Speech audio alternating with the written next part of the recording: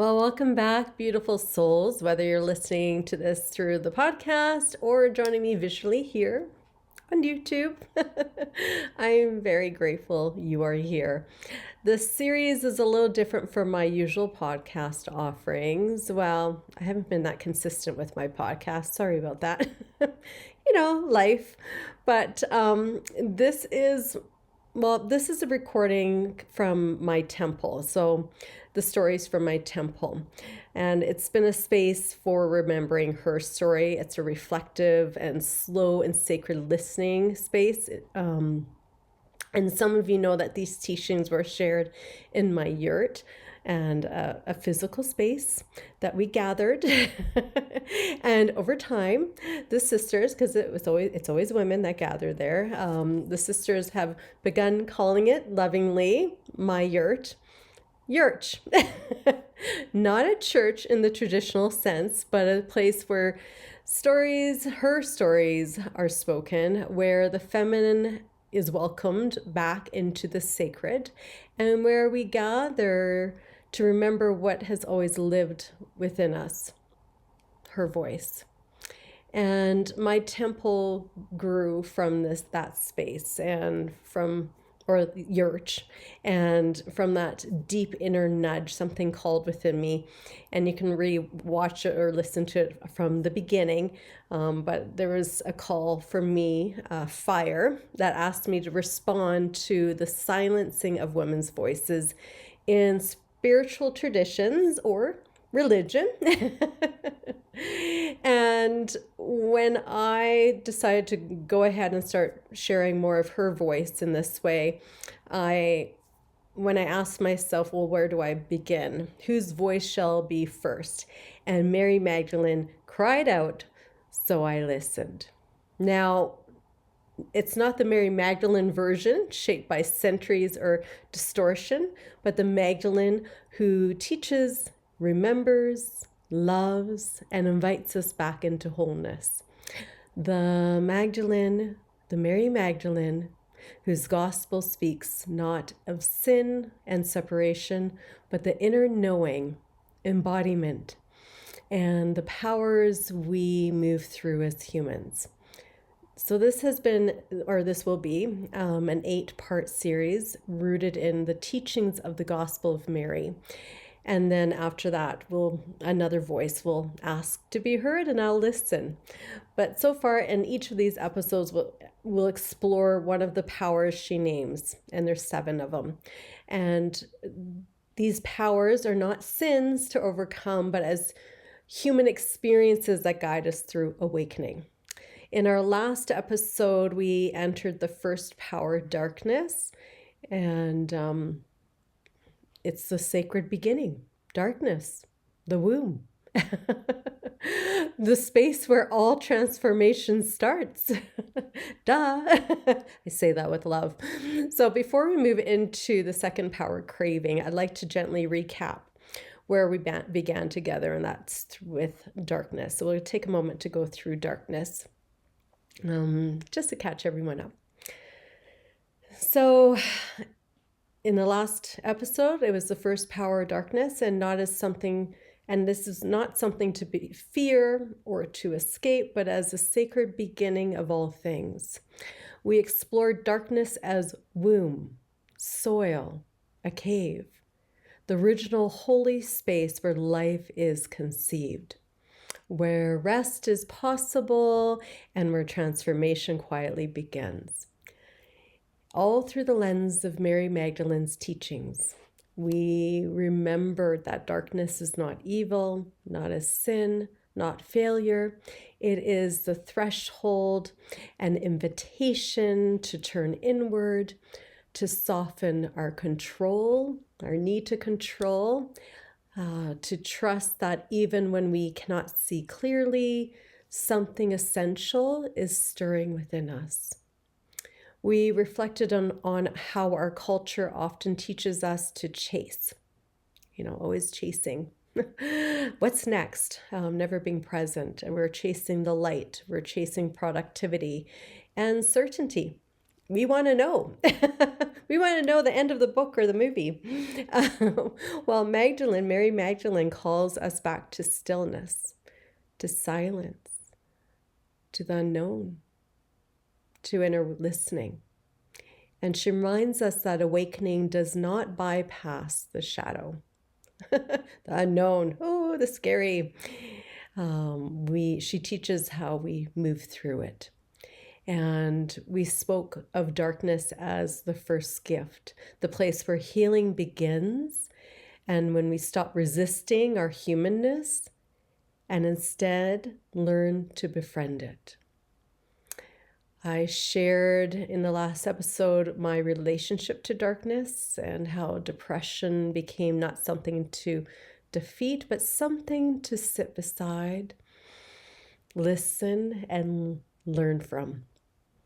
Through Mary Magdalene's story, and through the Mary Magdalene story of being lifted by angels, we reflected on how those angels may not have been beings outside of her, but moments of her own soul, moments of a remembrance that lifted her back into the good, her God self.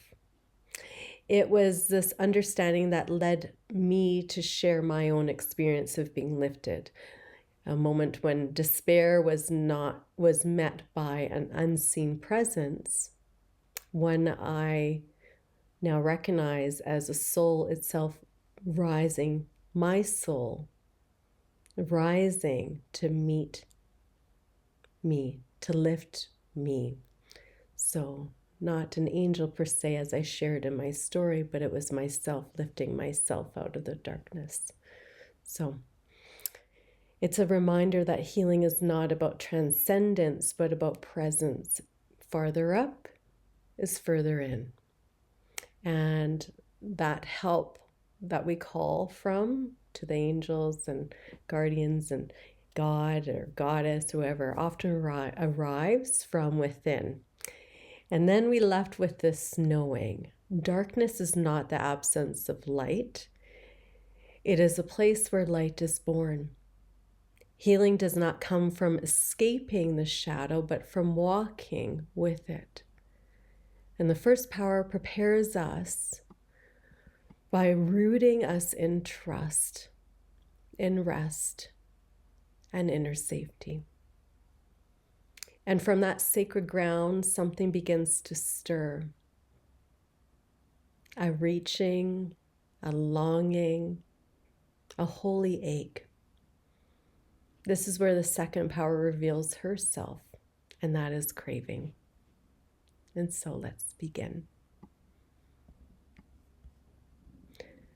So before we move into craving, let's begin with our breath and return to our breath. So I invite you to close your eyes or soften your gaze or look out through the window if you have a window to look out at into nature and feel the earth beneath you. She's steady and alive, unconditionally supporting you. And I invite you to inhale deeply, drawing life into your body. And exhale slowly, releasing the day, your mind's chatter, the need to hold or control.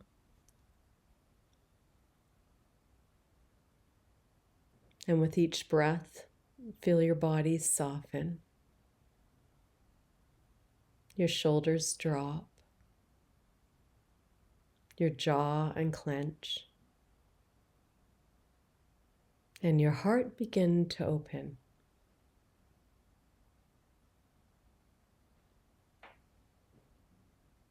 You might want to imagine roots growing from the base of your spine, curling down into the dark, rich soil.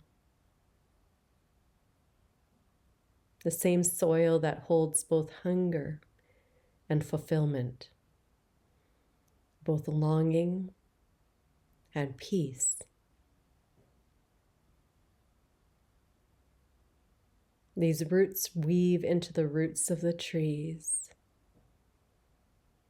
into the stones and bones of the earth, reminding you that all belongs. All longing belongs. And that craving itself is part of the pulse of life.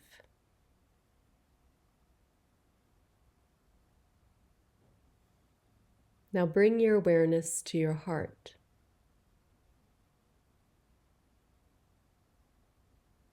Feel its rhythm. The drumbeat of desire. The sacred thrum that says, I am alive.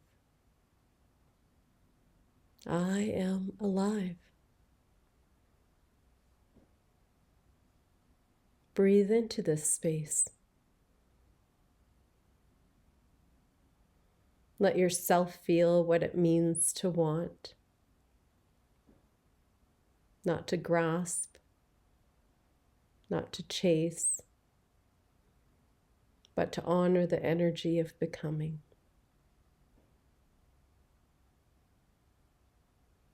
The holy ache that reminds us that we are here to grow, to love, to evolve.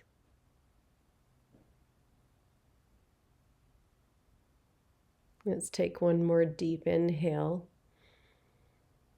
And as you exhale, feel yourself grounded, open, and ready. Ready to explore the power of craving, not as a wound, but a doorway back to the soul.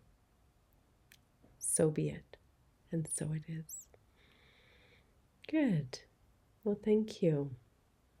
Now that we're grounded, we can dive into the second power of craving. So from the stillness of the darkness, the womb of beginning, emerges the stirring of craving.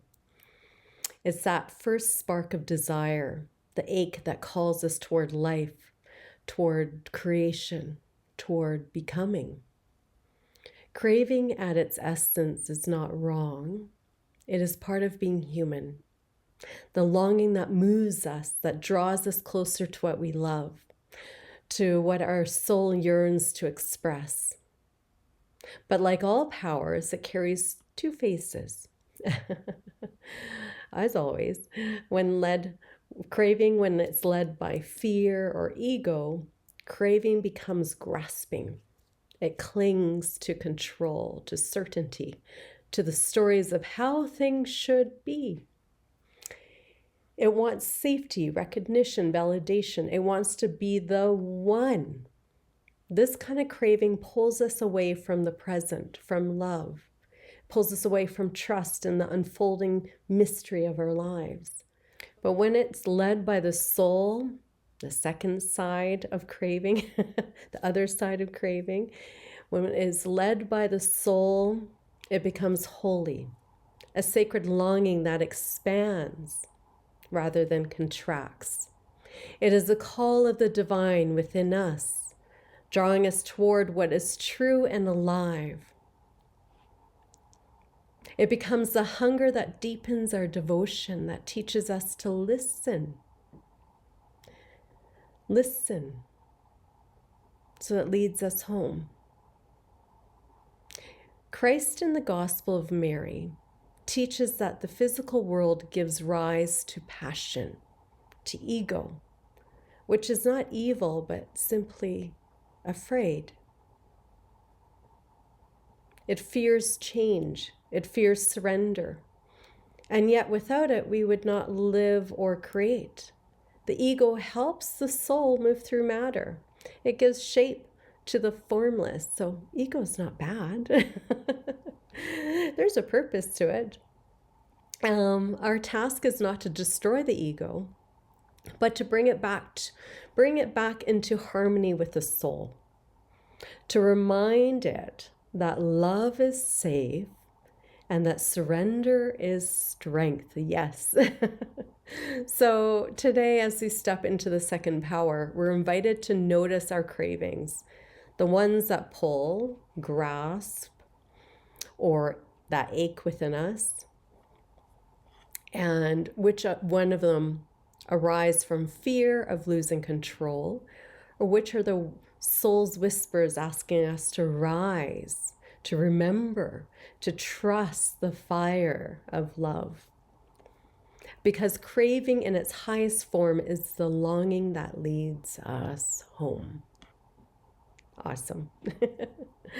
So I thought it'd be nice to share two stories here that have been inspired by the book Mary Magdalene Revealed by Megan Watterson. And it's the story of Peter and one of Thecla. And each shows us a different face of craving, how it can arise from fear and the need to control, or from love and the longing to awaken. So as you listen, just notice what stirs within you. Perhaps one story will feel familiar, a mirror of your own journey. And perhaps both will speak to the way cravings moves through your life, sometimes as grasping and sometimes a calling home. So the story of Peter and the power of craving. So in the Gospel of Mary, we see a moment of deep tension between Peter and Mary. After Christ's departure, Mary begins to share her vision, her intimate understanding of the teachings that came through direct experience with the divine. But Peter becomes agitated.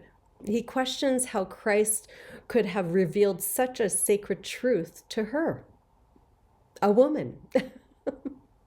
He cannot comprehend how she, someone who in his eyes held the lowest place in society, could be so loved and so chosen. And in that moment, we see the ego's craving for control, for hierarchy, for being the one, the chosen one. Peter's sense of identity as a man, as a disciple, a leader, depended on the structure of power that placed him above her. Mary's wisdom threatened that order. Her presence, radiant, self-realized, her presence that's grounded in love, challenged his craving for superiority, for certainty, for recognition. And here is where craving can become disempowering. When driven by ego, craving seeks to possess or diminish. And you see that often where we want to diminish others, to hold on to our power over others. And it's always born out of fear. A fear of losing status, safety, or significance, anything like that. So, you might want to pause here and reflect if you have a journal, and reflect on a craving where you've noticed in your life where you are grasping for control, because you're afraid of love, because you're in that fear space. So you might want to take a moment here where you see that in your own life. Okay, good. So yeah, let's just breathe together. Breathing in, you may want to place your hand over to your heart, your eye of your heart, and feel the rhythm there, steady and alive. Peter's story reminds us what happens when craving is ruled by fear. When the ego grasps for control, when love feels like a threat, when we cling to the familiar because surrender feels too vulnerable. I see it often in my own life. That kind of craving separates. It silences, it divides, it distorts. But you know what? There is another kind of craving. One that rises not from fear, but from faith. The kind that stirs in your belly, that burns in your heart. And that craving does not demand to possess, it longs to become. It does not seek to control, it seeks to trust. So take another deep breath in, and as you exhale, feel the shift from grasping to opening, from fear to faith, from control to love. And now I'll share a story, one of a woman that followed that sacred, holy craving all the way into her own freedom. And her name was Thecla. And Thecla's story begins in Iconium. I could be butchering that, but it's in ancient Turkey around AD 47 or 48, year of the Lord. And the story is where she starts off where she sits by her window for days, listening to Paul preach about love, resurrection, and freedom of the soul. His words ignite something so fierce and beautiful within her, ignites a craving she could not silence. And her family and fiance, they demanded she return to her proper place, stop listening to these stories of Paul. But Thecla's heart had already awakened. She decided to not marry, and she refused to conform. And she chose instead to follow the truth burning inside of her. For this, following this truth, this craving, she was condemned to die. And so they threw her into an arena where wild beasts awaited. And among them was a ferocious lioness. But as that lion approached, something miraculous happened. Instead of attacking, the lioness bowed low and lay at Thecla's feet. And when another beast was set upon her, the lioness rose to defend her, protecting her with a wild maternal love. Imagine that. Thecla standing there, eyes steady, heart open, face to face with embodiment of death, and meeting it not with fear, but with love. Her faith, her holy craving, radiated so purely that even the wildness of the beast was transformed by it. And in that moment, Thecla's craving for truth became her protection. It was no longer a desire rooted in ego or rebellion. It was union. But her trials were not over. Oh no, of course not. She was condemned again, and this time to be burned alive. And yet, as the flames rose, a storm broke out, and the fire was extinguished. Later, she was thrown into a pool of ferocious seals meant to tear her apart. But instead, she raised her arms to the heavens and declared, "In the name of Jesus Christ, I baptize myself on the last day." And the waters calmed, and she emerged alive, reborn, radiant and free. After these events, Thecla was released, and she went on to teach, to heal, and to live as a holy woman, guiding others to trust the divine within themselves. In some tellings, she retreats to a sacred cave in the mountains where the earth itself opens to receive her, not as death, but as transcendence, right? Farther up is farther in. And she returns to the womb of creation, one with the divine she so faithfully followed. And this is what happens when craving becomes sacred. When our hunger for truth, for love, for freedom, when it's greater than our fear. In Peter's story, we see what happens when craving is ruled by fear. It silences, it divides, and distorts. In Thecla's story, we see what happens when craving is rooted in love. It liberates, heals, unites, and transforms. So awesome. So you might want to take a moment for a reflective pause here again. If you want to pause here and journal, you might want to close your eyes and take a moment to slowly steady your breath and feel the rise of your chest and ground. And think of Thecla standing before the lion. And think of her courage, her devotion, her trust, and what her soul was asking for her, from her, of her. Sorry. And she didn't wait for permission. She followed the inner voice that called her toward truth.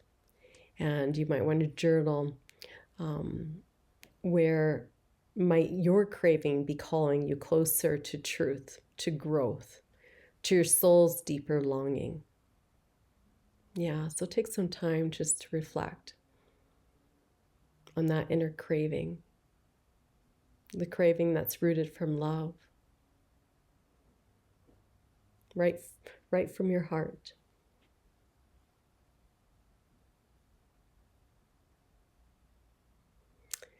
Yeah, some cravings are not meant to be satisfied. They're meant to wake us, to remind us of what is sacred, what is alive, and waiting to be born within.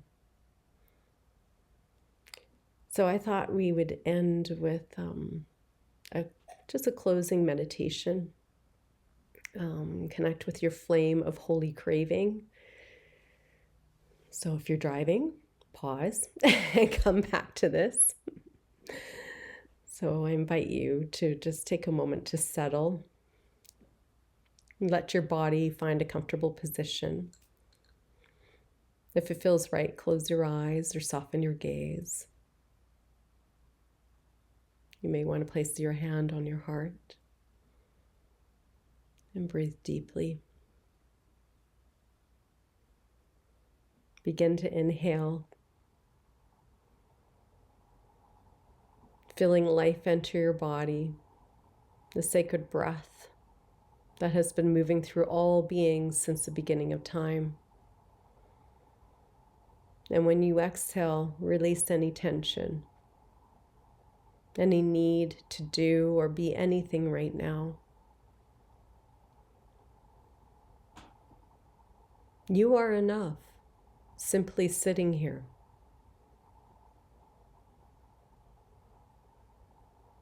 Now imagine, visualize, sense, and feel that deep within your belly, the womb of your being, there is a small flame.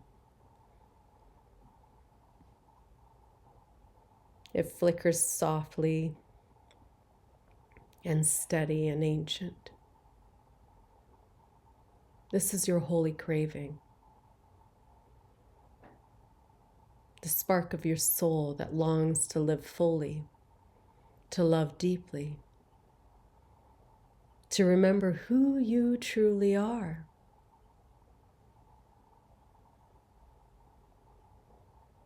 See this flame glowing brighter with each breath. It is warm but not consuming. It is gentle, alive, endlessly patient. It doesn't demand, it invites. You may want to whisper softly in your heart, I honor the longing that lives within me. I trust what my soul desires.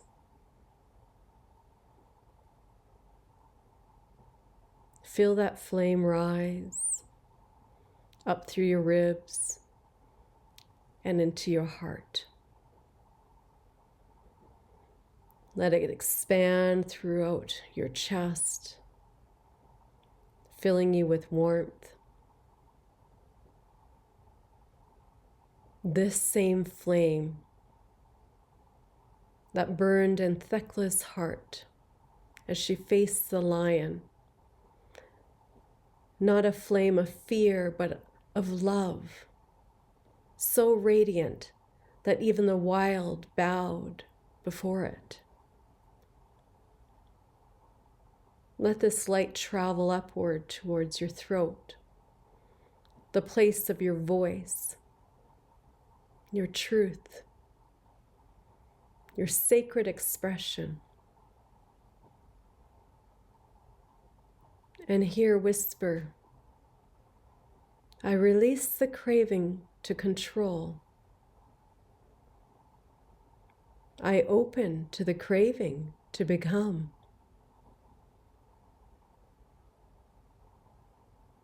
Now imagine this flame reaching your crown, connecting you to the vastness of the divine. The same divine that dwelled within Mary, within Thecla, within every soul who has ever dared to trust their own soul, their own inner craving from love.